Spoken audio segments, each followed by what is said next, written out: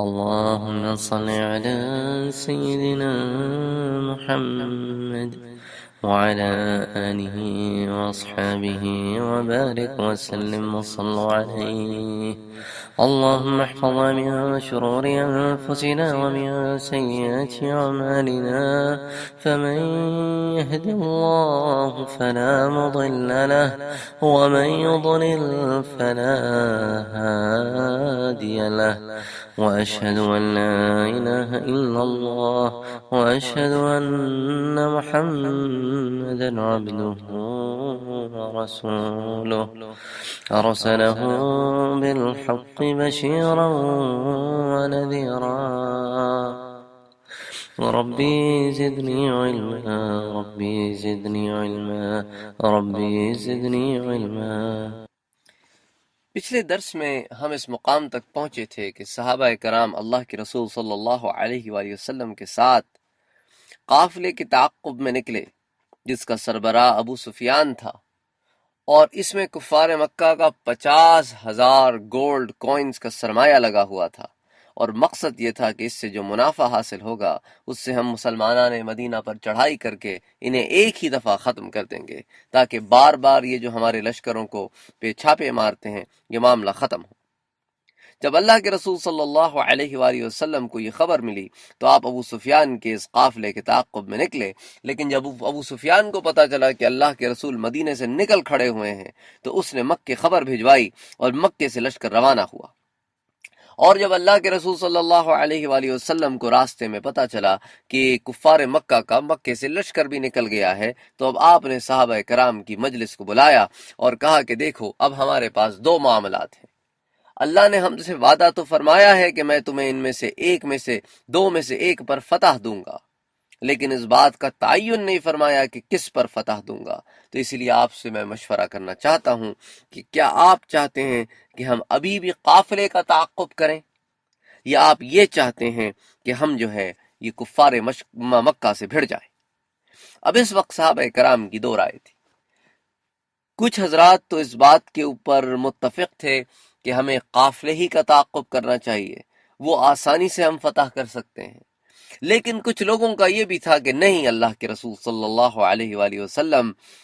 اب ہمیں چاہیے کہ ہم کفار مکہ سے بھڑ جائیں اور آج فیصلہ ہو جائے۔ اور اللہ کے رسول اور اللہ بھی یہی چاہتا تھا کہ آج مسلمان بھڑ جائیں اور معاملہ جو ہے وہ واضح ہو جائے سب کے سامنے کہ حق کیا ہے اور باطل کیا ہے۔ چنانچہ حضرت ابو بکر صدیق رضی اللہ تعالی عنہ اور حضرت عمر رضی اللہ تعالی عنہ یہ سنتے ہی فوراً کھڑے ہوئے جب اللہ کے رسول نے مشورہ مانگا، اور دونوں نے اپنا اظہار جانصاری۔ اور حضرت عمر رضی اللہ تعالی عنہ تو آپ کو پتہ ہے کتنے جوشیلے اور کتنے زبردست قسم کے آدمی تھے، انہوں نے بھی اپنی جانصاری کا اعلان فرمایا۔ اور ان دونوں کے بعد اب آہستہ آہستہ صحابہ کرام کھڑے ہونا شروع ہوئے، اور وہ جو بات دلوں میں دبی ہوئی تھی کہ آیا لشکر کی طرف جائیں یا قافلے کی طرف جائیں، اب وہ قافلے کی طرف چھوڑ کر لشکر کی طرف جانے والوں کی تعداد بڑھتی جا رہی ہے، وہ ایک ایک ہو کر کھڑے ہو رہے ہیں۔ اللہ کے رسول پوچھ رہے ہیں مجھے مشورہ دو۔ جب حضرت ابو بکر اور حضرت عمر نے مشورہ دے دیا تو اللہ کے رسول نے پوچھا کہ مجھے مشورہ دو، تو حضرت مقداد کھڑے ہو گئے۔ انہوں نے کہا یا رسول اللہ، آپ صلی اللہ علیہ وآلہ وسلم کو اللہ نے جو کچھ حکم فرمایا ہے ہم اس پر عمل کریں گے، ہم آپ کے ساتھ ہیں، خدا کی قسم ہم اس طرح نہیں کہیں گے جیسا بنی اسرائیل نے موسیٰ علیہ السلام سے کہا تھا کہ فَاذْهَبْ أَنْتَ وَرَبُّكَ فَقَاتَلَا إِنَّا هَاهُنَا قَاعِدُونَ، کہ آپ اور آپ کا رب جائیے، ہم تو یہیں کھڑے رہیں گے، آپ اور آپ کا رب جائیے اور جا کے قتال کیجئے، ہم ایسے تو نہیں ہیں، ہم تو بنی اسرائیل کی طرح نہیں ہیں، ہم تو بلکہ آپ سے کہیں گے کہ آپ اور آپ کا رب جا کر لڑیں، ہم بھی آپ کے ساتھ ہیں، ہم بھی آپ کے ساتھ لڑیں گے جب تک کہ ہماری آنکھوں میں روشنی اور حرکت باقی ہے، کیونکہ قسم ہے اس ذات کی جس نے آپ کو نبی بنا کر بھیجا ہے، اگر آپ ہمیں برق غماد بھی لے جائیں گے جو ملک حبشہ کا ایک شہر ہے تو ہم آپ کے ساتھ چلیں گے اور لڑیں گے، یعنی اپنی تلواروں سے لڑتے لڑتے اور راستہ بناتے ہوئے وہاں تک بھی آپ کے ساتھ چلیں گے۔ ہم آپ کے دائیں لڑیں گے، آپ کے بائیں لڑیں گے، آپ کے آگے لڑیں گے، آپ کے پیچھے لڑیں گے، اور آخری دم تک لڑتے رہیں گے۔ آپ کہیں تو ہم سمندر میں اتر جائیں گے، یا رسول اللہ آپ حکم تو دیں۔ حضرت عبداللہ ابن مسعود فرماتے ہیں کہ جب اللہ کے رسول صلی اللہ علیہ وآلہ وسلم نے مقداد ابن اسود رضی اللہ تعالی عنہ کی یہ تقریر سنی تو آپ صلی اللہ علیہ وآلہ وسلم کا چہرہ اقدس مسرت سے چمک اٹھا، اور اس کے بعد آن حضرت صلی اللہ علیہ وآلہ وسلم نے مقداد کو دعا دی۔ لیکن ابھی تک جتنے لوگوں نے بھی تقریر کی اور اپنے عشق کا اظہار کیا وہ سارے مہاجرین میں سے تھے، انصار میں سے ابھی تک کوئی کھڑا نہ ہوا، تو آن حضرت صلی اللہ علیہ وآلہ وسلم ان کی رائے بھی جاننا چاہتے تھے، کیونکہ یہ پہلا موقع تھا کہ انصار بھی آن حضرت صلی اللہ علیہ وآلہ وسلم کے ساتھ کفار کے قافلے کے لیے نکلے تھے۔ پھر آپ صلی اللہ علیہ وآلہ وسلم نے فرمایا مجھے مشورہ دو، تو حضرت عمر نے عرض کیا یا رسول اللہ یہ قریش کے لوگ ہیں جنہیں عزت و ناموری حاصل ہے، خدا کی قسم جب سے یہ لوگ معزز ہوئے ہیں ان کی کبھی ذلت و رسوائی نہیں ہوئی، اور جب سے یہ لوگ گمراہ ہوئے ہیں کبھی ان کو ایمان کی روشنی نصیب نہیں ہوئی۔ آپ صلی اللہ علیہ وآلہ وسلم ان سے ضرور جنگ کیجئے اور اس کے لیے پوری تیاری فرمائیے اور ضروری ہتھیار فراہم فرمائیے، ہم آپ کے ساتھ ہیں۔ اب آن حضرت نے یہ کلمہ پھر تیسری دفعہ فرمایا میرے صحابہ مجھے مشورہ دو۔ اب انصار سمجھ گئے کہ آپ صلی اللہ علیہ وآلہ وسلم کا اشارہ ان کی طرف ہے کہ آپ ان کی جانثاری کا اظہار بھی سننا چاہتے ہیں،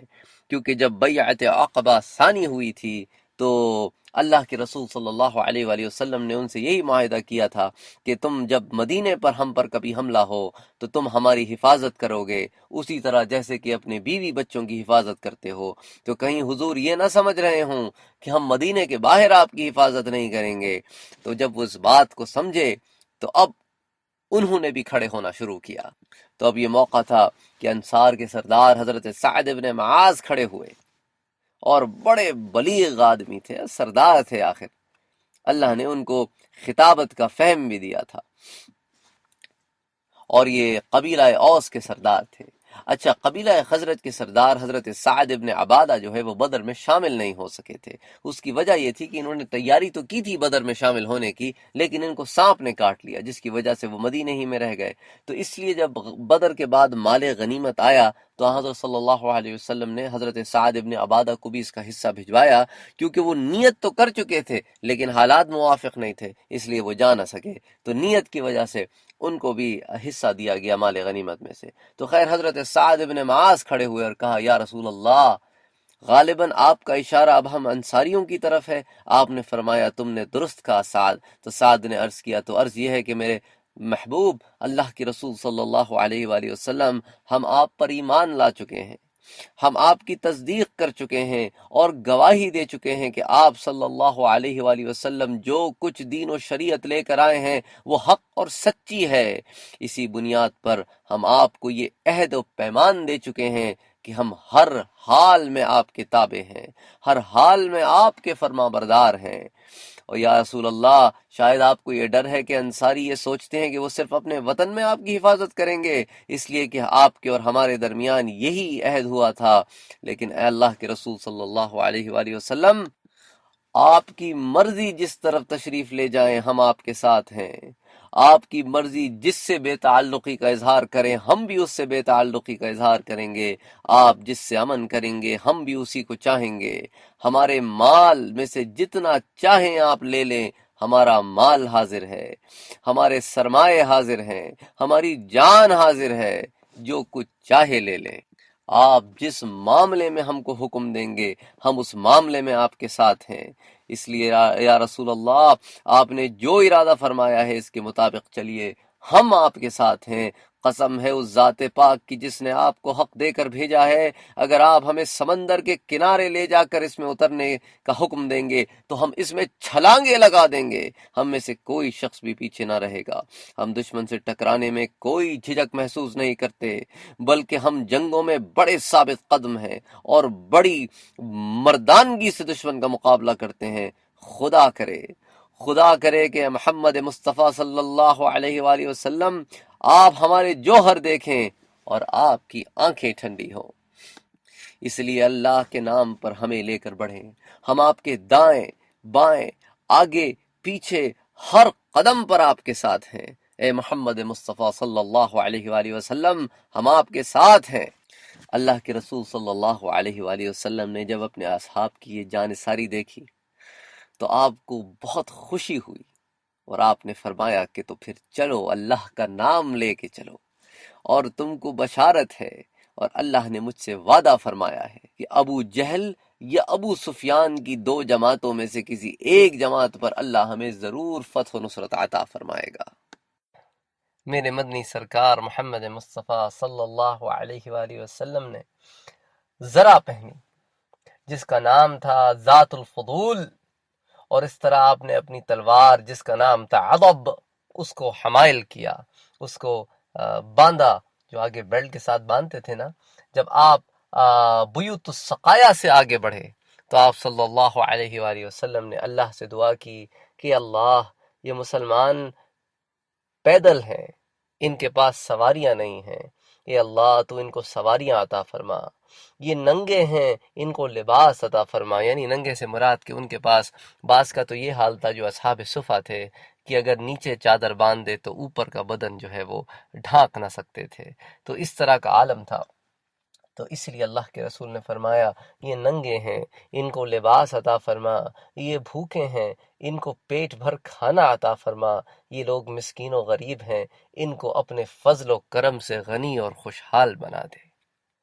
اور جب میرے مدنی دعا کریں تو اللہ تعالیٰ تو پھر دعا قبول فرماتے ہیں۔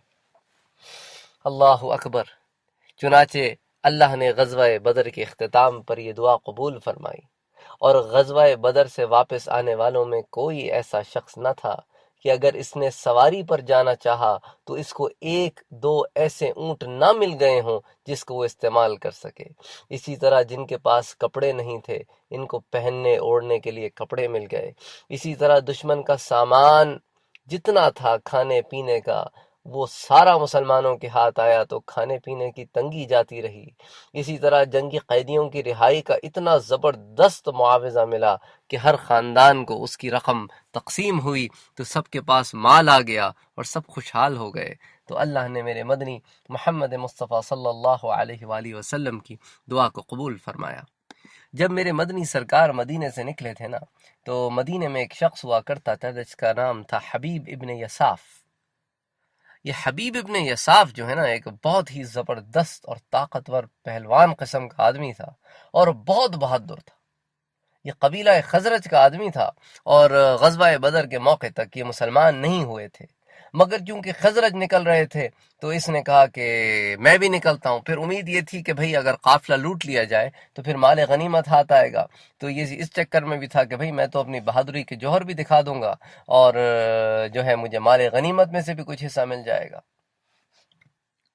اور مسلمان جو تھے نا خزرج کے، وہ بھی بہت خوش تھے کہ چلو یار، اتنا بہادر آدمی اب ہمارے ساتھ چل رہا ہے تو اب پھر طاقت ہوتی ہے نا، ایک بہادر آدمی آپ کے ساتھ چلے تو آپ کے مورال تو ویسے ہی بڑھ جاتا ہے۔ مگر حضرت صلی اللہ علیہ وآلہ وسلم نے اس سے فرمایا کہ ہمارے ساتھ صرف وہی جنگ میں جائے گا جو ہمارے دین پر ہے۔ ایک روایت میں یہ بھی ہے کہ اس لیے تم واپس جاؤ، ہم مشرک کی مدد نہیں لینا چاہتے۔ اچھا، پھر یہ لیکن چل تو پڑے، لیکن حضرت صلی اللہ علیہ وآلہ وسلم جب دو جگہ رکے نا انسپیکشنز کے لیے، تو آپ نے ان کو 2 دفعہ واپس لوٹایا۔ تیسری دفعہ جب آپ نے ان سے کہا کہ کیا تم اللہ اور اس کے رسول پر ایمان لاتے ہو، تو پھر انہوں نے کہا ہاں میں ایمان لاتا ہوں۔ پھر یہ جنگ میں شامل ہوئے اور نہایت بہادری کے ساتھ لڑے اور بہت زبردست جنگ کی، اور یہ مقام روحہ تھا جہاں پر انہوں نے اسلام لے کر آئے۔ اچھا، غزوہ بدر کا جو جنگی پرچم تھا نا، وہ تو تھا سفید رنگ کا، جیسا کہ پہلے بھی آپ پڑھ چکے ہیں سرایا اور غزوات میں اللہ کے رسول نے سفید رنگ کا لوا دیا تھا، لیکن لشکر کے آگے اللہ کے رسول صلی اللہ علیہ وآلہ وسلم نے 2 کالے رنگ کے جھنڈے بھی رکھے تھے۔ تو جو سفید رنگ کا تھا نا، وہ تو حضرت مصعب ابن عمیر کو دیا، اور جو آگے آگے لشکر کے 2 سیاہ رنگ کے جھنڈے تھے، ان میں سے ایک جو ہے نا وہ حضرت علی کے ہاتھ میں تھا، اور اس پرچم کا نام تھا عقاب۔ یہ پرچم حضرت عائشہ رضی اللہ تعالی عنہ کی چادر میں سے بنایا گیا تھا۔ بعض علماء نے یہ بھی لکھا ہے کہ ابو سفیان ابن حرب جو قریش کا بہت ہی بلند مرتبہ سردار تھا، اس کے پاس ایک پرچم تھا جس کا نام عقاب تھا، اور جنگوں میں اس پرچم کو صرف ابو سفیان اپنے ہاتھ میں رکھتا تھا۔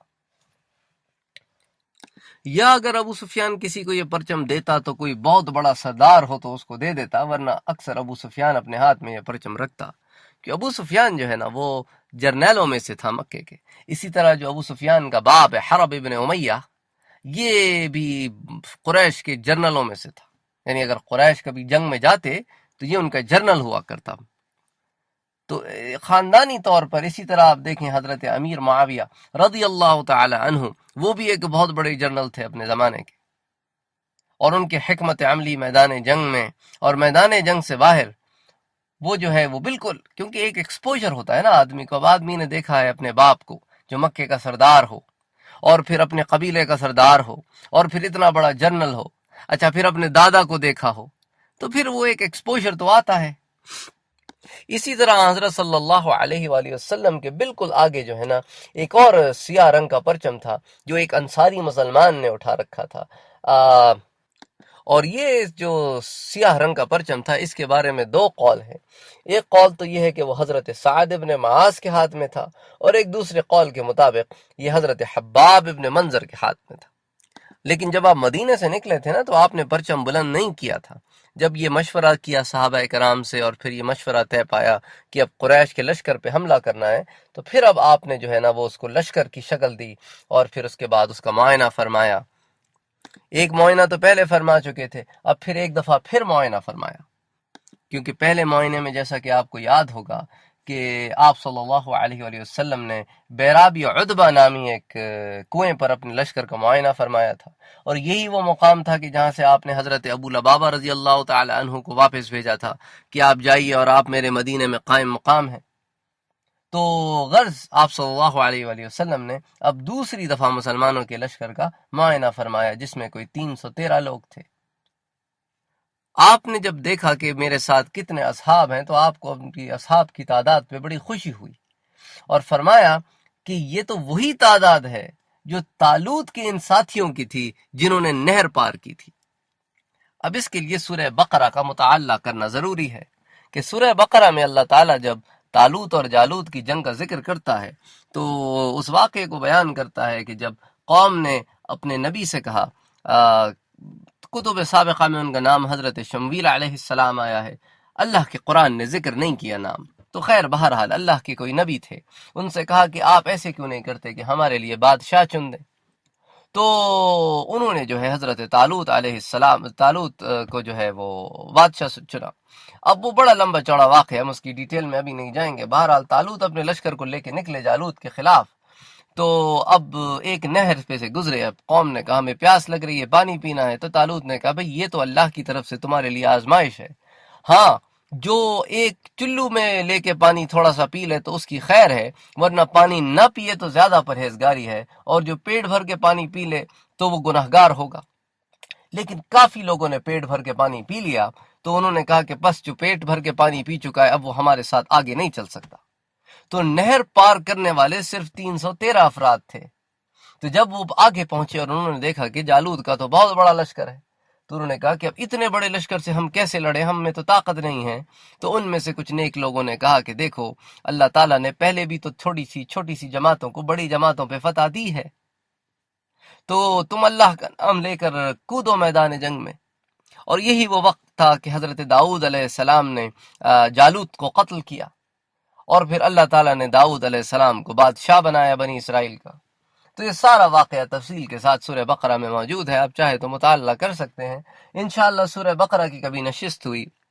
تو اس میں پھر ہم اس کو ڈیٹیل میں دیکھیں گے، لیکن بہرحال اللہ کے رسول نے اس واقعے کی طرف یہاں اشارہ کیا کہ جب طالوت کے ساتھی نہر کے پار ہوئے کہ نہر کے امتحان میں سے جو سرخرو ہوئے وہ بھی 313 ہی تھے۔ تو ایک طرف تو یہ کہنا تھا اپنے اصحاب کو کہ تعداد جو ہے وہ ایمان کی کیفیت سے سرشار ہو تو بہت بڑی جماعت پر بھی بھاری پڑتی ہے اگر تھوڑی سی تعداد ہو، اور اللہ نے آپ نے دیکھا کہ مسلمان تو تھے 313 اور آگے کفار تھے 1000 جو 3 گنا تھے، لیکن اللہ جس کو غلبہ دینا چاہے یہ تو اللہ کے ہاتھ میں ہے نا۔ اچھا بعض کتابوں میں لوگوں نے 313 سے زیادہ بھی تعداد بتائی ہے، تو مختلف علماء مثال کے طور پہ ابن جریر وغیرہ کہتے ہیں کہ اس میں انہوں نے ان لوگوں کو بھی شامل کیا ہے جنہیں آپ نے واپس لوٹا دیا تھا، تو اگر واپس لوٹانے جانے والوں کو مائنس کیا جائے تو جو لوگ بدر میں اترے وہ 313 ہی تھے۔ بعض لوگوں نے ان 8 لوگوں کو بھی شامل کیا جو مدینہ میں تو رک گئے آپ صلی اللہ علیہ وآلہ وسلم کے کہنے پر، لیکن ان کو جو ہے وہ مال غنیمت میں سے حصہ دیا گیا، جن 8 لوگوں کا میں پہلے آپ سے ذکر کر چکا ہوں، جس میں حضرت عثمان رضی اللہ تعالیٰ عنہ بھی تھے۔ اونٹوں کی تعداد تو ہم پہلے ذکر کر چکے ہیں کہ 70 کے قریب اونٹ تھے، اور گھوڑے جو تھے وہ صرف 2 تھے۔ ایک تو تھا حضرت مقداد کا اور ایک تھا حضرت زبیر کا، یہ 2 گھوڑے تھے اس میں۔ قز یہ لشکر نکلا اور ایک مقام ہے جس کا نام ہے عرق ضبیہ، کہ جب اس مقام پر پہنچا تو صحابہ کرام کو ایک دیہاتی ملا، تو انہوں نے اس دیہاتی سے پوچھا کہ تمہیں قریش کے لشکر کے بارے میں کچھ پتہ ہے؟ اس نے کہا واللہ لا اعلم، مجھے تو نہیں پتا کہ قریش کا کوئی لشکر ہے یا مکے سے نکلا ہے، میرے پاس تو اس کی کوئی خبر نہیں پہنچی۔ تو پھر صحابہ کرام نے کہا کہ دیکھو یہ اللہ کے رسول ہیں، ان کو سلام کرو۔ تو اس نے پوچھا کہ تم میں اللہ کے رسول بھی موجود ہیں؟ تو صحابہ کرام نے کہا ہاں۔ تو دیہاتی نے کہا کہ میں ان سے ملنا چاہتا ہوں۔ تو اللہ کے رسول صلی اللہ علیہ وآلہ وسلم کے پاس آیا اور اس نے آپ کو سلام کیا اور کہا کہ اگر آپ اللہ کے سچے رسول ہیں تو بتائیے کہ میری اونٹنی کے پیٹ میں جو بچہ ہے وہ نر ہے یا مادہ؟ یعنی آپ گستاخی دیکھیں ذرا ان جاہلوں کی۔ تو یہ سن کر سلامہ ابن دقش رضی اللہ تعالی عنہ جو ہے وہ غصے میں آ گئے، اور انہوں نے کہا کہ میرے پاس آ، میں تجھے بتاتا ہوں کہ اس کے پیٹ میں کیا ہے، میں تیری خبر لیتا ہوں، تجھے خود پتا چل جائے گا اس کے پیٹ میں کیا ہے۔ تو یہ سن کر اللہ کے رسول صلی اللہ علیہ وآلہ وسلم نے سلامہ کو ڈانٹا اور فرمایا کہ دیکھو ایسے نہ کہو، کسی کے ساتھ اس طرح بات نہ کرو، وہ تو جاہل آدمی ہے، وہ تو بدو ہے، اس کو بات کرنے کی ڈھنگ نہیں، تمیز نہیں، اور اوپر سے تمسخر کر رہا ہے، لیکن تمہیں تو اللہ نے ہدایت دی ہے۔ اور آپ یہ دیکھیں کہ اس سے مقصد تھا امت کو ایک سبق دینا کہ اگر کوئی بکواس کرتا ہے تو تمہیں اس کی زبان میں بکواس کرنے کی ضرورت نہیں ہے، کبھی خاموشی بھی اختیار کرو، کیونکہ بھونکنے والے تو بھونکتے ہیں۔ اگر کوئی گدھا آپ کو لات مارے اور تو آپ بھی اس کو کیا لات ماریں گے؟ نہیں ماریں گے نا۔ اگر آپ بھی گدھے کو لات مارے تو آپ میں اور گدھے میں کیا فرق رہ گیا؟ اور یہ غزوہ بدر ہی ہے جس کو یوم الفرقان بھی کہا جاتا ہے، یعنی یہ وہ دن ہے جو حق و باطل کے درمیان فرق کا دن ثابت ہوا، اور اللہ نے مسلمانوں کو غلبہ دیا، اور مسلمانوں کو کم تعداد ہونے کے باوجود اللہ نے کافروں پر بھاری کیا، اور وہ جو بڑی شان سے نکلے تھے مکے سے، ڈھولوں کے ساتھ اور عورتوں کے ساتھ، مغنیات کے ساتھ، اور بڑے جاہ و جشم کے ساتھ، اور بڑے جو ہے کھانے پینے کے سامان اسلحے سے لیس، اور اللہ نے ان کو ذلیل کر دیا، اور اللہ نے متقیوں کو اور اپنے نیک بندوں کو ان کے اوپر فتح دی، اور یہ اللہ کا احسان تھا، اس میں ہمارا کوئی کمال نہ تھا، یہ تو اللہ کا احسان تھا مومنین پر۔ اس لیے اللہ تعالیٰ مومنین کو سورہ آل عمران میں اس واقعے کی طرف نشاندہی کرا کے اپنا احسان یاد دلاتا ہے۔ وَلَقَدْ نَصَرَكُمُ اللَّهُ بِبَدْرٍ وَأَنْتُمْ أَذِلَّةٌ، اور تحقیق یعنی کہ for sure اللہ نے میدان بدر میں تمہاری مدد فرمائی، حالانکہ تم بے سر و سامان تھے۔ اللہ جب بھی مسلمانوں کو اپنے احسان یاد دلاتا ہے اس کا مقصد یہ ہوتا ہے کہ قناعت اختیار کرو، سادگی اختیار کرو، بردباری اختیار کرو، اللہ کے آگے جھکو، غرور و تکبر میں کبھی نہ پڑو، اور ہمیشہ یہ یاد رکھو کہ تمہارے ہاتھ سے کوئی بھی اچھا کام ہو یہ اللہ کا فضل ہے، اور جب کبھی تم گناہ کر بیٹھو تو اللہ کے حضور فوراً جھک جاؤ اور اس سے معافی مانگو، ہر حال میں اللہ کی اطاعت کرو، اور ہر حال میں ایک ایسی شخصیت بنے رہو کہ کبھی تمہارے پاس کبر نہ آئے۔ اگر تم سے کوئی اچھا کام ہو جائے یا تم کوئی ایسا کام کر بیٹھو جو لوگوں کے درمیان فخر کا باعث بنے تو یہ بھی اللہ کا احسان سمجھو۔ اس لیے بزرگان دین کے بارے میں کچھ ایسے واقعات آتے ہیں کہ جب ان کو پتہ چلتا کہ اللہ نے ان کو کوئی کامیابی دی ہے تو کہتے الحمدللہ، اور جب پتہ چلتا کہ انہیں کوئی خسارہ ہو گیا ہے، کوئی نقصان ہو گیا ہے تو کہتے الحمدللہ۔ تو لوگ پوچھتے کہ یہ کیا بات ہے؟ تو کہتے ہیں ہم نے اپنے دل کو ٹٹولا کہ کیا یہ خوشی کے عالم میں خدا کو بھول تو نہیں جاتا ہے، اور کیا یہ غم کے عالم میں اللہ کو بھول تو نہیں جاتا ہے؟ تو جب ہم نے دیکھا کہ خوشی ہو یا غم ہو، یاد الہ میں فرق نہیں آتا، تو پھر ہم نے اس پہ شکر ادا کیا کہ اللہ تیرا احسان ہے کہ تو نے ہمیں ہر آزمائش میں اپنا بندہ بنا کے رکھا۔ تو یہ وہ عالم ہے، یہ وہ کیفیت ہے جس کو اللہ تعالیٰ بار بار قرآن میں ذکر اسی لیے کرتے ہیں تاکہ اشارہ ہو کہ ہم بردباری اختیار کریں، قناعت اختیار کریں، اطاعت اختیار کریں، اپنے سر کو اللہ کے آگے جھکا کے رکھیں۔ وہ غالب والی بات نہ ہو کہ اس نے کہا نا کہ ہر ایک بات پہ کہتے ہو تم کہ تو کیا ہے، تم ہی کہو کہ یہ انداز گفتگو کیا ہے کہ میں کچھ کہتا ہوں تو تیرا قرآن کہتا ہے کہ تو یہ ہے، تو ایک نطفے سے پیدا کیا گیا ہے، تیری تو مثال یہ ہے اور یہ ہے، اور ایک طرف آپ نے مجھے اشرف المخلوقات بنائی ہے۔ اب آپ ہی بتائیں کہ یہ کیا طریقہ ہے اشرف المخلوقات سے بات کرنے کا؟ تو خیر وہ تو ازراہ مذاق اس نے اپنے کلام میں بات کہی، لیکن جہاں قرآن کہتا ہے، جہاں اللہ اپنے احسان گنواتا ہے، مقصد یہی ہوتا ہے کہ بندہ اپنا سر اطاعت میں جھکا دے۔ اور یہی وجہ تھی کہ اصحاب بدر کے بارے میں بخاری شریف میں حدیث آتی ہے کہ اللہ کے رسول صلی اللہ علیہ وآلہ وسلم نے فرمایا کہ اللہ نے اہل بدر کی طرف متوجہ ہو کر فرمایا اعملوا ما شئتم، جو مرضی میں آئے کرتے پھرو، ہم نے تمہارے لیے جنت کو واجب کر دیا ہے، ہم نے تمہیں بخش دیا ہے۔ اب اس کا یہ مطلب نہیں ہوتا کہ اب تم کو گناہوں کی کھلی چھٹی ہے، جو چاہے گناہ کرتے پھرو، کوئی مواخذہ نہیں ہوگا، یہ مطلب نہیں ہوتا۔ مطلب یہ ہوتا ہے کہ ہم گناہ کرنے ہی نہیں دیں گے۔ جب اتنا بڑا مقام دیا ہے تو اب گناہ تھوڑی کرنے دیں گے، اور اگر کبھی چھوٹے موٹے گناہ ہو بھی جائیں تو تمہیں بخشش کا موقع دے دیں گے کہ اللہ سے تم مغفرت مانگ لو، تاکہ جب ہمارے پاس آؤ تو دھلے ہوئے ہو۔ تو اسی لیے اس کا یہ مطلب نہ نکالیں کہ پھر اس کے بعد خدا نخواستہ یہ لوگ پھر گمراہ ہو گئے، یا جیسا کہ کچھ لوگ صحابہ کرام کی شان میں گستاخی کر بیٹھتے ہیں۔ مقصد یہ ہوتا ہے کہ ہم ایسا ہونے ہی نہیں دیں گے کہ تم جو ہے وہ ہمارے پاس گنہگار کی حیثیت سے آؤ۔ تو اعملوا ما شئتم، جو مرضی میں آئے کرتے پھرو، اس کا کہنے کا مقصد یہی ہے کہ ہم تمہارے ساتھ کوئی ایسا معاملہ ہونے ہی نہیں دیں گے جس سے اللہ تم سے ناراض ہو۔ اور یہ پہلی دفعہ تھی کہ مہاجرین کے ساتھ ساتھ انصار بھی اللہ کے رسول صلی اللہ علیہ وآلہ وسلم کے ساتھ نکلے، اور یہی وجہ تھی کہ آپ نے ان سے بھی عہد و پیمان لیا کہ اب ہم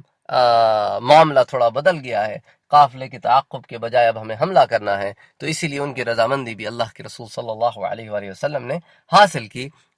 اور جیسا کہ ہم پہلے پڑھ چکے ہیں کہ جب آپ نے مشورہ لیا کہ ہم کس طرف جائیں، تو صحابہ کرام میں سے کچھ لوگ جو ہے وہ اس طرف تھے کہ نہیں آپ دشمن کو چھوڑ دیں، تو بعض نے کہا کہ نہیں آپ ایسا کریں کہ ہم دشمن سے ٹکرانے کے بجائے ایسے کرتے ہیں کہ تجارتی قافلے پر حملہ کرتے ہیں۔ یہ ایک روایت میں یہ الفاظ ہیں کہ آپ صلی اللہ علیہ وآلہ وسلم نے ہم سے صرف تجارتی قافلے کا ذکر فرمایا تھا، اس لیے ہم آئے ہیں، ہم تو جنگ کی تیاری کے ساتھ ہی نہیں آئے۔ ایک روایت میں یہ الفاظ بھی ہیں کہ یا رسول اللہ آپ صرف تجارتی قافلے پر ہی بس کیجیے اور دشمن کو چھوڑ دیجیے۔ تو صحابہ کرام ان روایتوں کے بعد نقل کرتے ہیں کہ اللہ کے رسول صلی اللہ علیہ وآلہ وسلم نے ان باتوں کو پسند نہیں فرمایا۔ آپ صلی اللہ علیہ وآلہ وسلم بھی یہی چاہتے تھے کہ آج جو ہے وہ دشمن سے مقابلہ ہو جائے۔ اسی لیے حضرت ابو ایوب نے کہا کہ قرآن کی جو آیت ہے نا کہ سورہ انفال کی، کہ جیسا آپ کے رب نے آپ کے گھر اور بستی سے مصلحت کے طور پر آپ کو روانہ کیا۔ اور صرف یہی نہیں، اللہ سبحانہ وتعالی نے سورہ انفال میں فرمایا وَلَوْ تَوَاعَدْتُمْ لَاخْتَلَفْتُمْ فِي الْمِيعَادِ وَلَكِنْ لِيَقْضِيَ اللَّهُ أَمْرًا كَانَ مَفْعُولًا۔ وَلَوْ تَوَاعَدْتُمْ، اگر تم آپس میں عہد و پیمان کر کے بھی نکلتے اپنے اپنے شہروں سے، تو لَاخْتَلَفْتُمْ فِي الْمِيعَادِ، تو شاید اس ایکوریسی سے ایک دوسرے سے نہ مل پاتے جس ایکوریسی سے اب اللہ چاہتا تھا کہ تم ایک دوسرے سے بدر کے میدان میں ٹکراؤ، کیونکہ یہ تو اللہ کا انتظام تھا، وہ تو تمہارا اپنا پرسنل انتظام ہوتا۔ اور جیسی ابو سفیان کو پتہ چلا کہ مسلمانان مدینہ جو ہے اب اس طرف کا رخ کر رہے ہیں، تو فوراً اس نے اپنا پینترا بدلا، اور بدر کو راؤٹ لینے کے بجائے اس نے ریڈ سی کے ساحل کے ساتھ ساتھ اپنا راؤٹ اسٹیبلش کیا۔ تو اس نے بالکل اپنا راؤٹ چینج کر دیا تاکہ مسلمانان مدینہ جو نکلے ہیں اس کے تعاقب میں اور بدر پہ آئیں گے تو ہی ول گونا اسکیپ them، تو وہاں سے سائٹ سے نکل گیا۔ اچھا، قریش کو تو یہی پتا تھا کہ وہ قافلہ جو ہے وہ ٹریڈ راؤٹ پر آ رہا ہے، تو وہ ٹریڈ راؤٹ کو فالو کرتے ہوئے بدر تک آ رہے تھے، اور یہاں مسلمانان مدینہ بدر تک پہنچ رہے تھے۔ تو اللہ چاہتا تھا کہ یہ قافلہ تو نکل جائے، کوئی مسئلہ نہیں، آج مسلمانوں کا اور مکے کے کافروں کا ٹکراؤ ہو جائے تاکہ حق و باطل میں آج فرق واضح ہو جائے۔ لیکن جب ابو سفیان کا قافلہ نکل گیا تو اس نے قریش کے لشکر کو پیغام بھیجا۔ ایک آدمی تھا جس کا نام تھا قیس بن امراء القیس۔ وہ جب پہنچا ابو جہل کے پاس ابو سفیان کا پیغام لے کر، تو ابو جہل نے کہا دیکھو میں تو واپس نہیں جاؤں گا، اب ہم اتنی دور سے نکلے ہیں، اتنا فاصلہ ہم نے طے کر لیا ہے، کم سے کم میں لشکر گاہ میں پہنچ کر 2-3 دن جب تک جشن نہ کر لوں، عرب کے لوگ مکے والوں کا دبدبا و جاہ و جلال نہ دیکھ لیں، جب تک ہم تھوڑا ناچ گانا نہ کر لیں، کوئی شرابیں نہ پی لیں، ہم تو اب واپس نہیں جائیں گے۔ آخر ہم مکے سے 1000 آدمی نکلا ہے، عرب والوں پر کچھ تو روب پڑنا چاہیے کہ مکے والوں میں کیسے جاہ و جلال سے ایک لشکر لے کے نکلے تھے۔ تو بیچارہ قیس کیا کرتا، وہ واپس ابو سفیان کے پاس آیا اور کہنے لگا کہ بھئی ابو جہل تو کہتا ہے میں واپس مکے نہیں آتا، حالانکہ میں نے اس کو بتایا ہے کہ تم مکے سے اس لیے نکلے تھے کہ قافلے کو بچا لو، اب قافلہ تو اللہ نے بچا لیا ہے، تو اب ایسے کرتے ہیں کہ واپس چلتے ہیں۔ تو جب ابو سفیان کو یہ سارا حال پتہ چلا تو کہنے لگا وا قومہ ھذا عمل عمر ابن ہشام، ہائے بدبختی میری قوم کی، یہ تو عمر ابن ہشام کا کارنامہ ہے کہ وہ چاہتا ہے کہ یہ بھڑ جائیں، کوئی بھی نقصان ہوگا تو اس کا ذمہ دار پھر یہ عمر ہی ہوگا۔ اور جب یہ قاصد ابو سفیان کا پیغام لے کر ابو جہل کے پاس آیا تھا تو اس وقت یہ جو لشکر تھا نا کافروں کا، یہ مقام جحفہ پر تھا،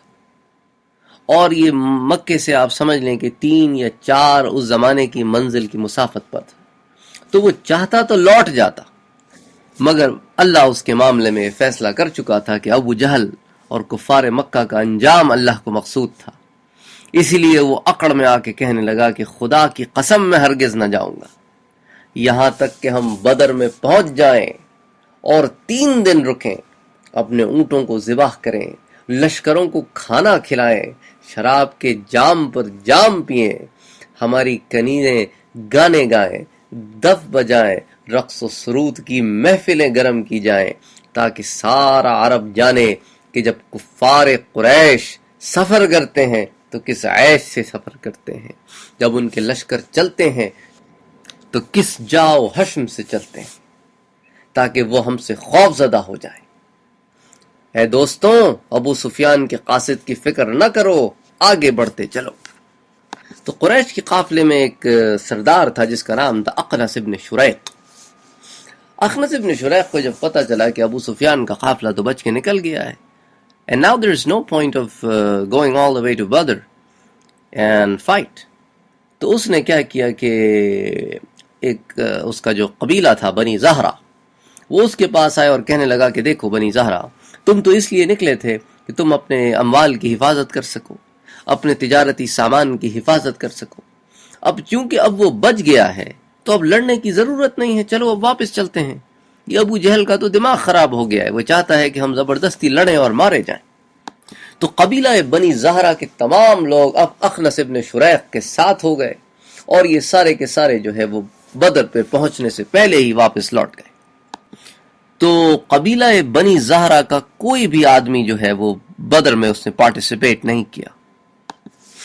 اچھا، لیکن بنی زہرہ کے جو لوگ تھے انہوں نے کہا کہ دیکھو اخنس، اگر ہم یہاں سے لوٹ جائیں تو پھر مکے والے ہمیں کیا کہیں گے کہ دیکھو یار تم دم دبا کے بھاگ آئے۔ تو کہنے لگا تم اس کی فکر نہ کرو، وہ کوئی بھی تانا دینا تو کہنا ہمیں اخنس لے کر آیا ہے، جاؤ اس سے بات کرو۔ اور یہی اخنس ابن شریق ہے جس کے بارے میں بعض علماء نے اپنی کتاب میں ایک واقعہ بھی لکھا ہے کہ اس نے ایک دن ابو سفیان سے پوچھا کہ ابو سفیان تمہارا کیا خیال ہے، کیا اللہ کے رسول سچے ہیں یا جھوٹے ہیں؟ ابو جہل نے کہا کہ یار کیا بات کرتے ہو، ساری زندگی وہ شخص ہمارے درمیان رہا ہے، ولدت فینا وعاش فینا، وہ تو ہمارے درمیان پیدا ہوا ہے، ہمارے درمیان رہا ہے، اور اتنا امین اور صادق آدمی ہے کہ اس کو تو ہم خود امین کہتے تھے۔ یعنی جو شخص بندوں سے جھوٹ نہیں بولتا وہ خدا پہ جھوٹ کیسے باندھے گا؟ تو میں نے کہا کہ اچھا پھر یہ بتاؤ تم اس پر ایمان کیوں نہیں لاتے اگر وہ سچا ہے؟ تو کہو یار یہ کوئی اور بات ہے۔ تو میں نے اس سے کہا، اخنس کہتے ہیں کہ ابو جہل سے کہ کیا مطلب ہے اور بات ہے؟ تو ابو جہل کہنے لگا کہ دیکھو، بنی عبد مناف کے پاس سقایا بھی ہے، رفادہ بھی ہے، اور ان کے پاس جو ہے وہ ایڈوائزری کاؤنسلز کی پوزیشنز بھی ہیں۔ اب ان کے پاس یہ نبوت کی پوزیشن بھی آ جائے تو پھر بنو مخزوم کے پاس کیا رہے گا؟ تو ابو جہل کی اس گفتگو سے بھی اخنس کو اس بات کا اندازہ ہو گیا تھا کہ ابو جہل جو ہے وہ اللہ کے رسول صلی اللہ علیہ وآلہ وسلم سے صرف حسد، بغض اور جلن کی بنا پہ لڑنا چاہتا ہے، کیونکہ اس کے دل میں بنو ہاشم کے خلاف بغض ہے۔ تو اس نے سوچا کہ یار ایک آدمی کی بغض اور اناد اور حسد کی وجہ سے اب ہم سارے مارے جائیں، ڈزنٹ میک سینس، چلو واپس چلتے ہیں۔ تو وہ مر زہران سے واپس ہو گیا۔ وہاں اللہ کے رسول صلی اللہ علیہ وآلہ وسلم رمضان کے مہینے میں جب مدینے سے نکلے تو 1 یا 2 دن تو روزہ رکھا، پھر اس کے بعد آپ نے صحابہ کرام سے کہا کہ انی مفطر فافطروا، میں نے روزہ افطار کر دیا ہے تو تم بھی افطار کر دو۔ تو زفران کے مقام پر آپ نے قیام کیا، اور یہیں آپ کو اطلاع ملی کہ قریش جو ہے وہ بڑی شان و شوقت کے ساتھ وہاں سے نکل رہے ہیں۔ تو آپ صلی اللہ علیہ وآلہ وسلم نے اب اس طرف کو اپنی اسٹریٹجی کی، لیکن اب صحابہ کرام سے بات کرنا بھی ضروری تھی، کیونکہ صحابہ کرام جو ہے وہ اسی مقصد سے آپ کے ساتھ نکلے تھے، جس میں انصار بھی تھے اور مہاجرین بھی تھے کہ قافلے کے پیچھے جا رہے ہیں۔ تو بعض کا تو یہ عالم تھا کہ پاؤں میں چپل بھی نہیں تھی، کپڑا باندھا ہوا تھا، بعض کے پاس تو تلواریں بھی نہیں تھی، صرف ڈنڈے ساتھ لیے ہوئے تھے، وہ تو جنگ کے لیے نکلے ہی نہیں تھے۔ تو آپ چاہتے تھے کہ ایک دفعہ صحابہ کرام سے بات ہو جائے کہ دیکھو اب ہماری یہ حکمت عملی ہے، کیا تم اب بھی ہمارے ساتھ چلنے کے لیے تیار ہو، یا کوئی ایسے لوگ ہیں جو ابھی مینٹلی طور پر اس بات کے لیے تیار نہیں ہیں کہ جنگ ہو جائے۔ اچھا، اس سے پہلے کہ ہم جنگ کے حالات کی طرف آئیں، چند شکوک و شبہات کو دور کرنے کی بھی یہاں ضرورت ہے۔ ایک عام شک جو پایا جاتا ہے لوگوں میں، وہ کہتے ہیں کہ دیکھو مسلمان جب مدینے آئے تو انہوں نے آتے ہی جناب وہ حملے شروع کر دیے اور کفار کے لشکروں پر اور قافلوں کو لوٹنا شروع کر دیا۔ اول تو اس بات کو سمجھیں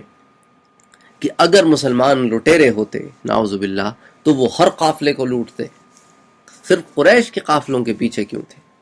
قریش کے قافلوں کے پیچھے ہونے سے اس بات کا ثبوت ملتا ہے کہ ان کی دشمنی صرف قریش سے تھی۔ اچھا، اس دشمنی کے پیچھے بھی ایک ریزن ہے جس کو جاننا بہت ضروری ہے۔ وہ خطوط ہیں جن کو سنن ابی داؤد میں ایک حدیث میں نقل کیا گیا ہے۔ امام ظاہری عبد الرحمن ابن کعب سے روایت کرتے ہیں کہ انہوں نے کہا کہ حضرت صلی اللہ علیہ وآلہ وسلم کے ایک صحابی سے انہوں نے یہ روایت سنی کہ کفار قریش نے عبداللہ ابن ابی جو رئیس المنافقین تھا اور اوس و خزرج دونوں قبیلوں کا سردار تھا، اور امید تھی کہ حضرت صلی اللہ علیہ وآلہ وسلم اگر مدینے نہ آتے تو یہ یہاں کا بادشاہ بنا دیا جاتا، تو اس کو خط لکھا،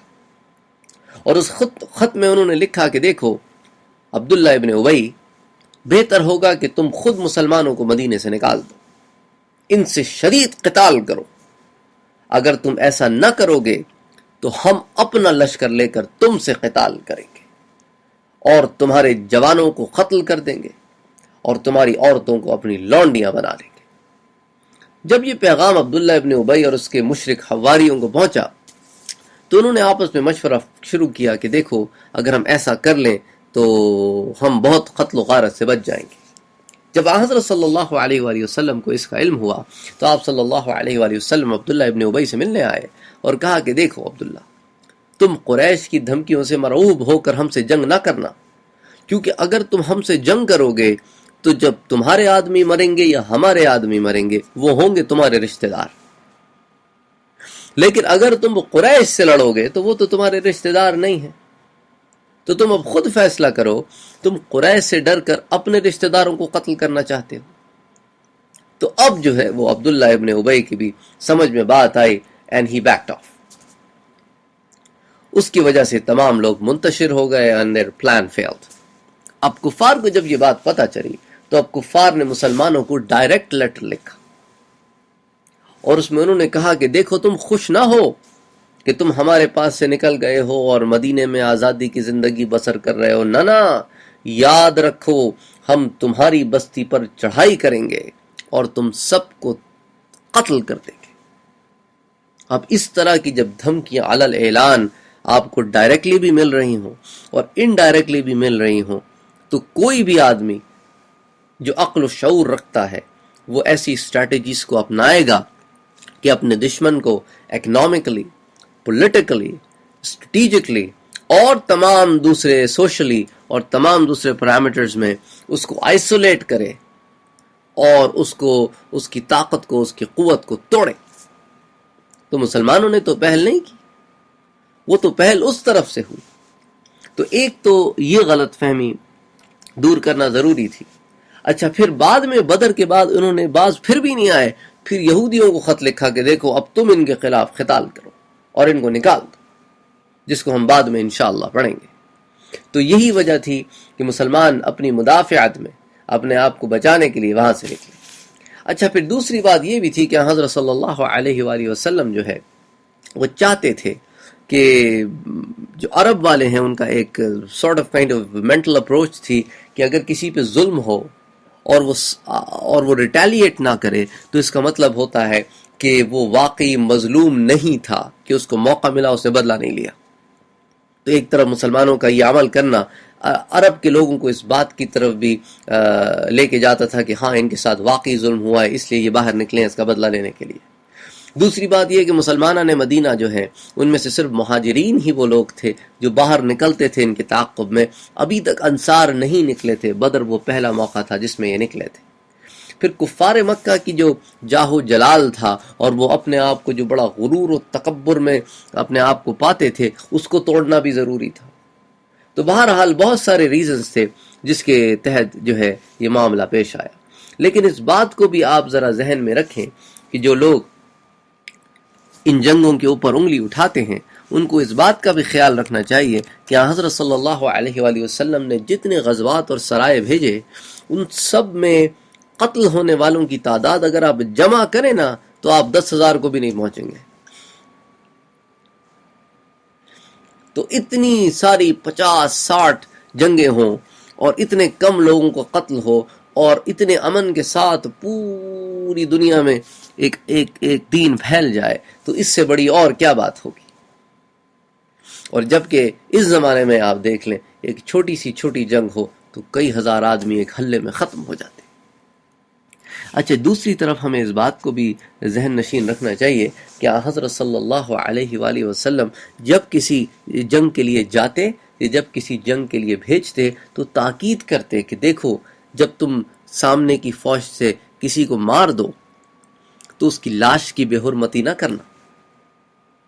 ایسا نہ کرنا کہ اس کے تم ہونٹ کاٹ دو، اس کی آنکھیں نکال لو۔ اچھا، اور کسی عورت پر، کسی بچے پر، کسی بوڑھے پر، کسی معذور پر، ان کے کسی دینی پیشوا پر، ان کی خانخواہوں پر، ان کی عبادت گھروں پر دیکھو حملہ نہ کرنا،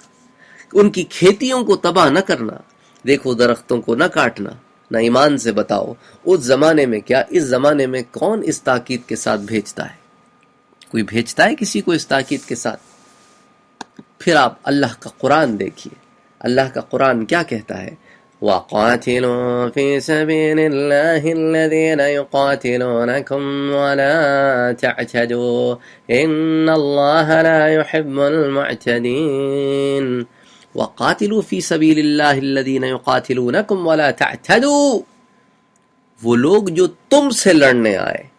یقاتلونکم، یہ نہیں کہ تم جا کے مارنا شروع کر دو، نہ الذین یقاتلونکم، جو تم سے لڑنے آئے تم ان سے لڑو۔ یہ تو بڑا فطری سا، بڑا نیچرل سا پروسیس ہے یار۔ آپ کو گلی میں کوئی تھپڑ مار دے، آپ اس کو ریٹیلیٹ نہیں کرو گے، اگر کر سکتے ہو تو کرو گے۔ کم سے کم دل میں تو اس بات کو محسوس کرو کہ یار مجھے موقع ملا تو بدلہ ضرور لوں گا اس سے۔ تو وہی تو اللہ کہہ رہا ہے۔ اچھا، آگے آؤ اب غور کریں، اللہ کہتا ہے وَلَا تَعْتَدُوا، دیکھو حد سے نہ بڑھنا، کہیں ایسا نہ ہو کہ اس کی ایک تھپڑ کے جواب میں تم 2 مار دو۔ ان اللہ لا يحب المعتدین، اللہ حد سے بڑھ جانے والوں کو پسند نہیں فرماتا۔ پھر ایک اور آیت میں اللہ تعالیٰ فرماتا ہے وَقَاتِلُوهُمْ حَتَّى لَا تَكُونُ فِتْنَةً، اس وقت تک لڑو جب تک فتنہ ختم نہ ہو جائے۔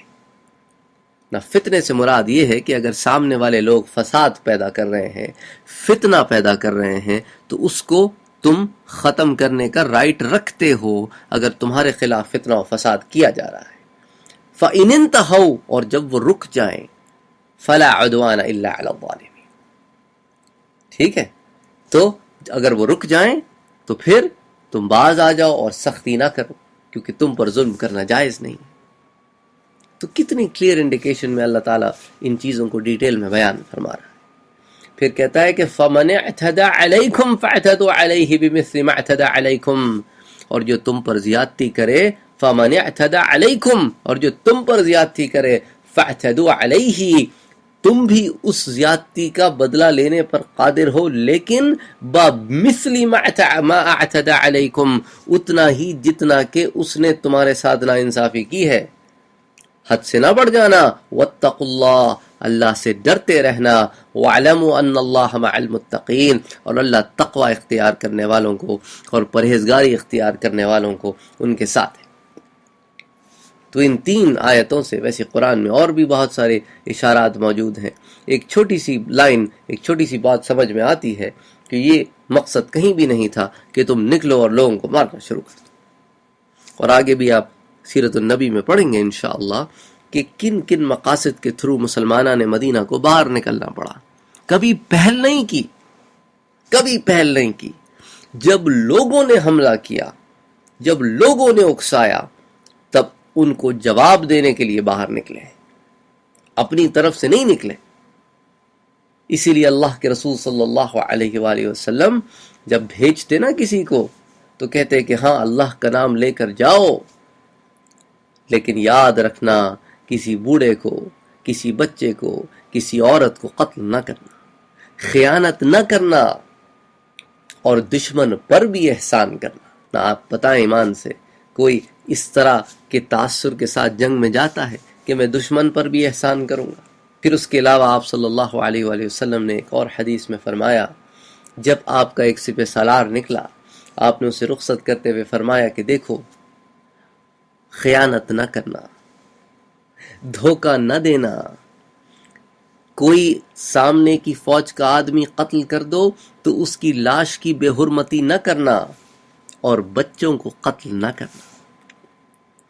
اسی طرح آپ صلی اللہ علیہ وآلہ وسلم نے حضرت خالد ابن ولید سے کہا کہ دیکھو خالد، کسی بچے کو اور کسی مزدور کو قتل نہ کرنا۔ اس طرح حدیثیں بھری پڑی ہیں جس میں آپ صلی اللہ علیہ وآلہ وسلم نے اتنی ساری باتیں فرمائی ہیں، جس سے اندازہ ہوتا ہے کہ آپ پیس کے علمبردار تھے۔ پہلے پڑھ چکے ہیں اسی حلقے میں کہ آپ صلی اللہ علیہ وآلہ وسلم نے مشورے کے لیے پوچھا تو صحابہ کرام میں اس کا جواب دیا۔ حضرت عمر کھڑے ہوئے، حضرت ابو بکر کھڑے ہوئے، حضرت مقداد کھڑے ہوئے، پھر انصار میں سے لوگ کھڑے ہوئے۔ تو خیر، اب اس کے بعد حضرت صلی اللہ علیہ وآلہ وسلم کو جب پتہ چل گیا کہ آپ صلی اللہ علیہ وآلہ وسلم کے ساتھ جو جانثاران ہیں وہ بھی آپ صلی اللہ علیہ وآلہ وسلم کے ساتھ مینٹلی بھی اور فزیکلی بھی تیار ہیں اس معاملے کے پیچھے جانے کے لیے، تو اب یہ مقام تھا کہ آپ صلی اللہ علیہ وآلہ وسلم نے اپنی زرہ پہنی جس کا نام تھا ذات الفضول، اور اپنی تلوار جس کا نام تھا عضب، اس کو اپنے حمائل کیا، اور اس کے بعد آپ صلی اللہ علیہ وآلہ وسلم آگے بڑھے اور آپ نے دعا فرمائی کہ اللہ، یہ مسلمان پیادہ ہیں، یعنی سواریوں سے محتاج ہیں، انہیں تو سواریاں عطا فرما، یہ ننگے ہیں، ان کو لباس عطا فرما، یہ بھوکے ہیں، ان کو پیٹ بھر کھانا کھلا، یہ لوگ مسکین و غریب ہیں، ان کو اپنے فضل و کرم سے غنی اور خوشحال کرتے۔ محمد مصطفیٰ صلی اللہ علیہ وآلہ وسلم دعا کرے تو اللہ پھر کیسے قبول نہ کرے؟ تو اللہ نے آپ صلی اللہ علیہ وآلہ وسلم کی دعا کو قبول فرمایا، اور عالم یہ تھا کہ جب بدر سے لوٹے تو کوئی شخص ایسا نہ تھا جس کے پاس 1 یا 2 اونٹ نہ ہو، کوئی شخص ایسا نہ تھا جس کے پاس پہننے کو کپڑا نہ ہو، اور کوئی شخص ایسا نہ تھا جسے مال غنیمت میں سے حصہ نہ ملا ہو کہ اس کے حالات بدل جائیں۔ تو آپ صلی اللہ علیہ وآلہ وسلم نے جو اللہ سے دعا مانگی تھی، اللہ نے وہ دعا کو پورا کر دیا۔ اچھا، دوسری طرف یہ بھی بتاتا چلوں کہ اس جنگ میں انصار کی طرف سے ایک آدمی تھا جس کا نام تھا حبیب ابن یساف. یہ بہت نامی گرامی طاقتور بہادر قسم کا آدمی تھا، اور انصار بڑے خوش تھے کہ یہ قبیلہ خزرج کا آدمی تھا. یہ بڑے خوش تھے کہ یہ بدر کے موقع پر ہمارے ساتھ نکلا ہے. تو جب ساتھ اس طرح کے بہادر اور طاقتور لوگ ہوں تو ایک مورال ہائی ہو جاتا ہے نا، بندہ کہتا ہے یار اب یہ بھی ہمارے ساتھ ہے. تو حضرت صلی اللہ علیہ وآلہ وسلم کو جب پتہ چلا، اور چونکہ یہ مسلمان نہیں ہوا تھا، تو آپ صلی اللہ علیہ وآلہ وسلم نے اس سے کہا کہ دیکھو ہمارے ساتھ صرف وہی لوگ جنگ میں جائیں گے جو ہمارے دین پر ہیں. تم چونکہ مشرک ہو اس لیے تم واپس چلے جاؤ، ہمیں تمہاری مدد کی ضرورت نہیں. اور بعض لوگ یہ کہتے ہیں کہ آپ صلی اللہ علیہ وآلہ وسلم نے 2 دفعہ اس شخص کو واپس لوٹایا.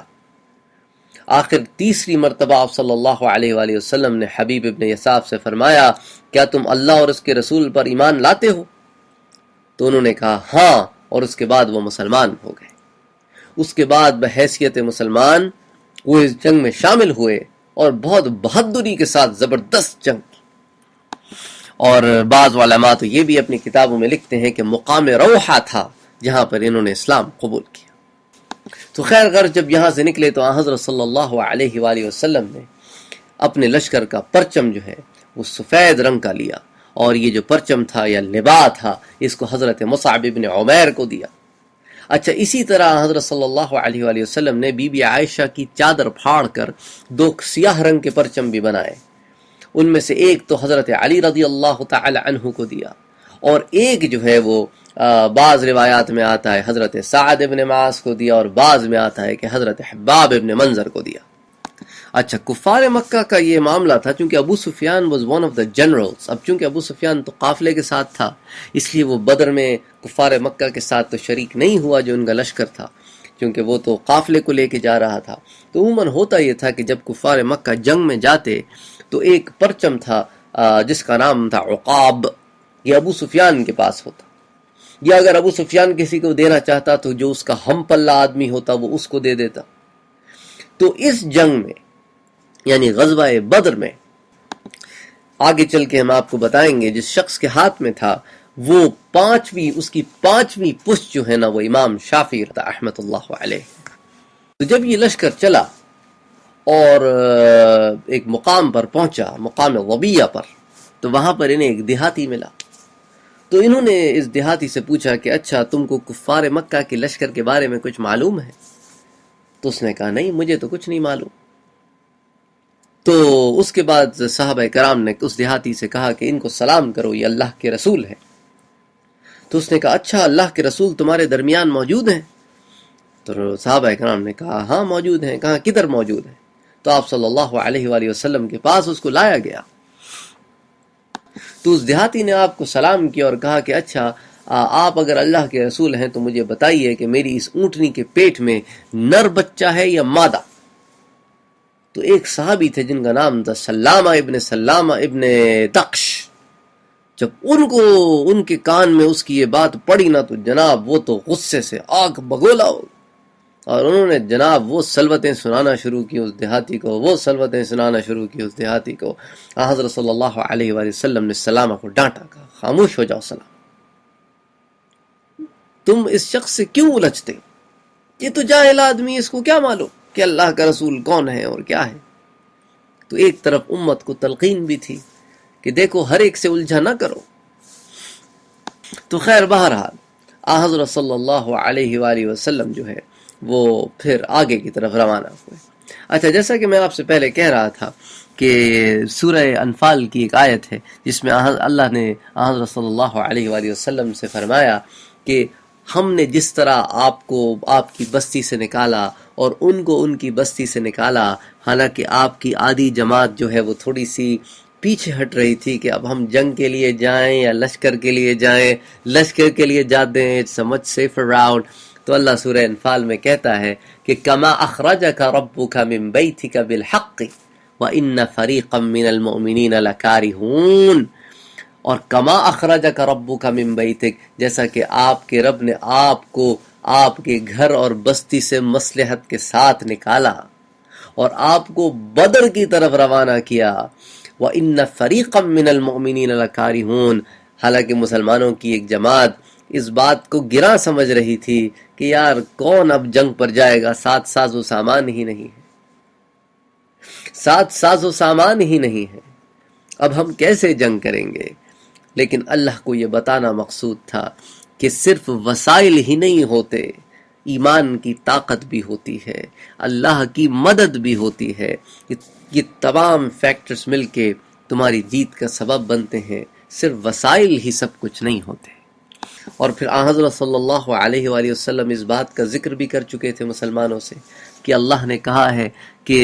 تمہیں ان دونوں میں سے ایک پر غلبہ دے گا. وَإِذْ يَعِدُكُمُ اللَّهُ إِحْدَى الطَّائِفَتَيْنِ أَنَّهَا لَكُمْ وَتَوَدُّونَ أَنَّ غَيْرَ ذَاتِ الشَّوْكَةِ. اور یاد کرو وقت وَإِذْ يَعِدُكُمُ اللَّهُ، جب اللہ نے تم سے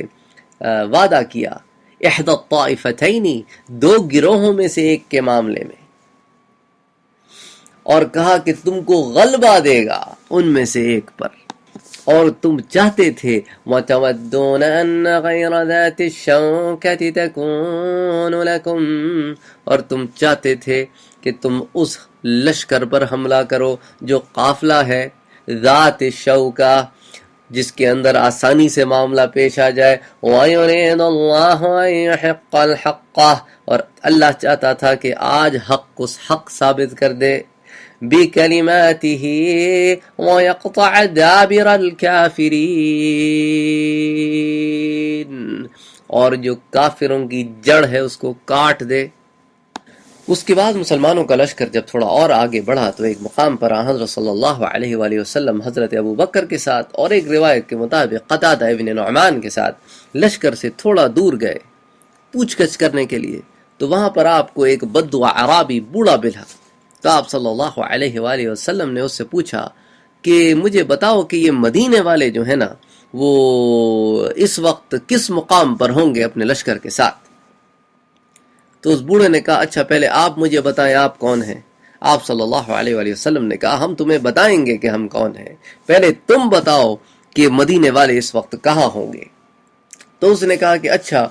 میری معلومات کے مطابق تو مدینے والے فلاں دن مدینے سے نکلے ہیں اور اب ان کو فلاں مقام پر ہونا چاہیے تھا. تو اب یہ وہی مقام تھا جہاں پہ حضرت صلی اللہ علیہ وآلہ وسلم کا لشکر ٹھہرا ہوا تھا. اس کے بعد آپ نے اس سے پوچھا اچھا مجھے یہ بتاؤ کہ اس وقت قریش کہاں ہوں گے. تو اس نے کہا کہ میری معلومات کے مطابق قریش فلاں دن مکے سے نکلے ہیں، تو اب ان کو فلاں مقام پر ہونا چاہیے، اور قریش واقعی اسی مقام پر موجود تھے. تو اب آپ کمال دیکھیں کہ ایک بوڑھا ہے، بدو ہے، عرابی ہے، پڑھنا لکھنا نہیں جانتا، کوئی ٹیلی کمیونیکیشن سسٹم نہیں ہے، کوئی ای میل سسٹم نہیں ہے، کوئی ٹیکسٹ میسیجنگ نہیں ہے، کوئی اس قسم کی ٹیکنالوجی نہیں ہے، لیکن وہاں صحرا میں بیٹھا ہوا بتا رہا ہے کہ اگر کوئی فلاں دن فلاں مقام سے نکلا ہے تو اسے فلاں مقام پر ہونا چاہیے. اس کے بعد اس نے حضرت صلی اللہ علیہ وآلہ وسلم سے فرمایا کہ اچھا اب آپ بتائیے کہ آپ کون ہیں. تو یہ ایک واحد مقام ہے جہاں علماء لکھتے ہیں کہ آپ صلی اللہ علیہ وآلہ وسلم نے توریے سے کام لیا. یعنی توریہ جیسا کہ میں آپ سے پہلے بیان کر چکا ہوں ایک ایسی سٹیٹمنٹ ہوتی ہے جس کا ظاہری مطلب اور ہوتا ہے اور باطنی مطلب اور ہوتا ہے، کہ سامنے والا جو ہے وہ اس کا ایک مطلب سمجھتا ہے اور بتانے والا اس کا دوسرا مقصد لیتا ہے. تو آپ صلی اللہ علیہ وآلہ وسلم نے کہا کہ ہم پانی سے ہیں. اس نے کہا پانی سے ہیں کیا مطلب؟ اور آپ صلی اللہ علیہ وآلہ وسلم اپنے صحابی کے ساتھ سواری لے کر وہاں سے چل. اب دیکھیں پانی سے ہے کہ کئی مطلب ہو سکتے ہیں، اور بات بالکل ٹھیک ہے، اس میں غلط بات بھی نہیں ہے کہ اب نطفہ بھی تو پانی ہی ہے نا، اللہ نے بھی تو اس کو قرآن میں پانی ہی کہا ہے، اسی سے انسان پیدا ہوتا ہے. اچھا آپ دوسرا معنی بھی لے لیں کہ تخلیق آدم جب ہوئی تو مٹی میں کیا ملایا گیا؟ پانی ملایا گیا نا اس کو کیچڑ بنانے کے لیے، اور پھر کیچڑ کو پھر اور مختلف فارم سے لے کے پھر اس کو جو ہے ایک ڈھانچے کی شکل دی گئی، ایک پتلے کی شکل دی گئی، تو ادھر خمیر میں بھی پانی ملایا گیا. اچھا پھر انسان کی جو باڈی ہے نا اس میں بھی آپ دیکھیں کتنے سارے فلوئڈز ہوتے ہیں، کتنے سارے لیکوڈز ہوتے ہیں، اور ایک پانی کثیر تعداد میں انسان کے جسم میں پایا جاتا ہے.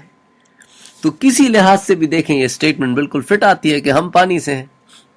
اب وہ بڑا پریشان ہوا، اس نے کہا بھئی کون سے پانی سے ہیں؟ آپ عراق کے پانی سے ہیں، کدھر سے ہیں؟ آپ صلی اللہ علیہ وآلہ وسلم تب تک وہاں سے جا چکے تھے. مقصد اپنے آپ کو چھپانا تھا، کیونکہ آپ جنگ کرنے نکلے تھے، آپ نہیں چاہتے تھے کہ بات عام ہو جائے. تو اس طرح کرتے کرتے پھر صحابہ کرام جو ہے وہ بدر کے میدان میں پہنچے. انشاءاللہ اگلے درس میں پھر ہم بدر میں صحابہ کرام اور حضرت صلی اللہ علیہ وآلہ وسلم کی حکمت عملی اور اسٹریٹجی کو ڈسکس کریں گے. پھر اس کے بعد انشاءاللہ جنگ بدر میں ہونے والے واقعات اور پھر اس کے بعد ہونے والے واقعات کو ذکر کریں گے. وما علینا الا البلاغ. اللہم صلی علی سیدنا محمد وعلی آلہ واصحابہ وبارک وسلم وصلوا علیہ وسلموا تسلیما.